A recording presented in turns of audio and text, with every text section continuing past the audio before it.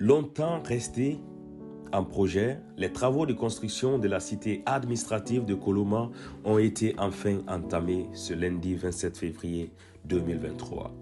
À la tête d'une forte délégation gouvernementale, le Premier ministre, chef de gouvernement de la transition, Dr Bernard Goumou, a procédé à la pose de la première pierre de la construction de cette cité qui sera bâtie sur une superficie de 7,9 hectares. C'est juste énorme. Au total, 12 bâtiments R+7 pour 2500 bureaux sont prévus sur cet espace et bien d'autres infrastructures. La durée de réalisation est de 24 mois, comme pour dire que tous les autres projets que le CNRD a entamés, ils ont fixé une durée de 24 mois. Elle viendra mettre un terme à la saignée financière de l'État liée à la charge locative. Il faut reconnaître que le plus souvent, les bureaux qui sont occupés par le gouvernement au niveau de Kaloum sont des maisons privées. Et c'est aussi devenu un business pour les directeurs et les anciens ministres où ils faisaient une surtarification pour pouvoir encaisser quelques sommes aussi. C'est quand même grave.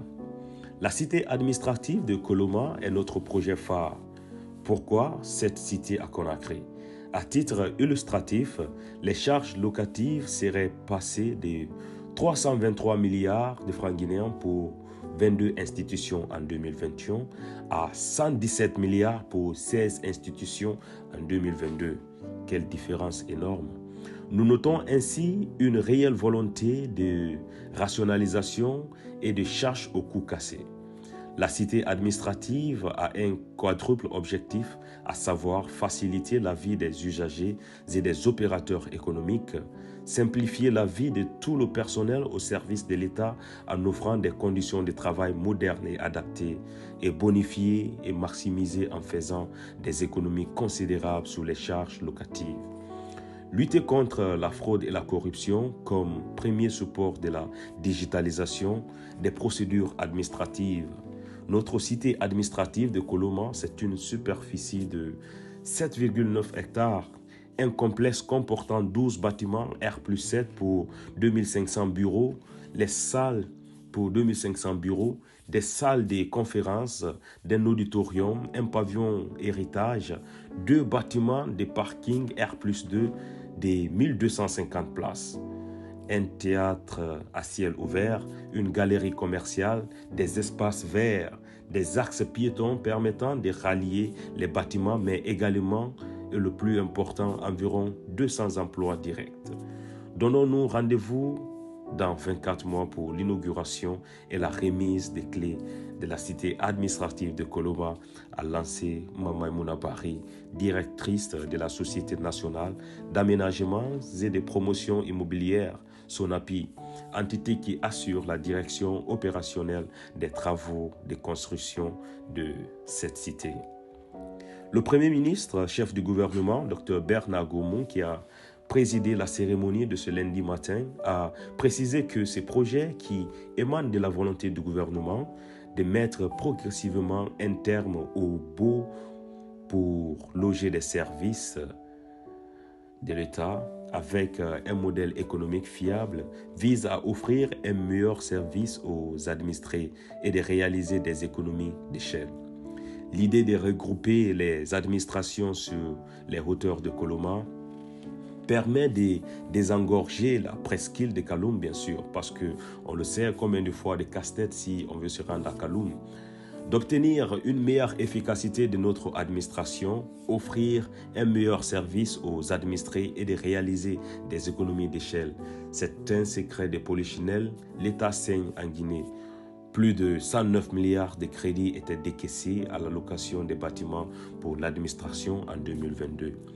Mais dans les années précédentes, c'était 3 à 4 fois ce montant. Cette année, plus de 103 milliards ont inscrit dans la loi des finances initiales. Cela doit nous interpeller. Cette situation n'intègre même pas les loyers payés aux EHPAD sur les Grands Conakry qui s'élèvent à près de 14 milliards de nos francs en 2022.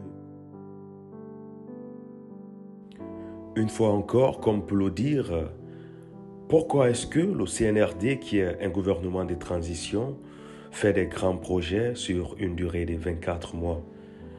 Ça nous rappelle aussi que les gouvernements qui se sont succédés en Guinée, soit n'avaient pas l'intention de changer les choses en Guinée, ou bien que les présidents ou bien les dirigeants qui étaient là étaient entourés par des mauvaises personnes. Si un gouvernement de transition comme le CNRD est en train de nous montrer que réellement en 24 mois, on peut faire des grands projets en Guinée, alors qu'est-ce qui a empêché tous ces gouvernements ou régimes qui ont fait plus de 10 à 15 ans en train de diriger la Guinée à changer réellement les choses? Ce qui reste clair, c'est que, voilà, comme ils le disent, 24 mois pour une durée de construction d'un grand projet comme ça, on doit juste rester là et regarder réellement ce qui va en sortir de tous ces procès. Si réellement ils pourront les réaliser dans une durée de 24 mois ou bien si c'est réellement pour nous bluffer. En tout cas, ce qui reste clair, c'est qu'on a réellement un esprit positif et nous sommes derrière le CNRD et on espère que réellement les trucs vont changer. Et ce qu'il faut rappeler, c'est que voilà, cette cité de Coloma, ça ne va pas plaire à beaucoup de personnes parce que jusque-là, d'autres personnes se plaignent que on doit les dédommager ou bien on doit encore les réinstaller sur une autre place de Conakry. Ce qui reste clair, c'est que l'intérêt commun doit passer au-dessus de tout et que la Guinée puisse avancer, bien sûr.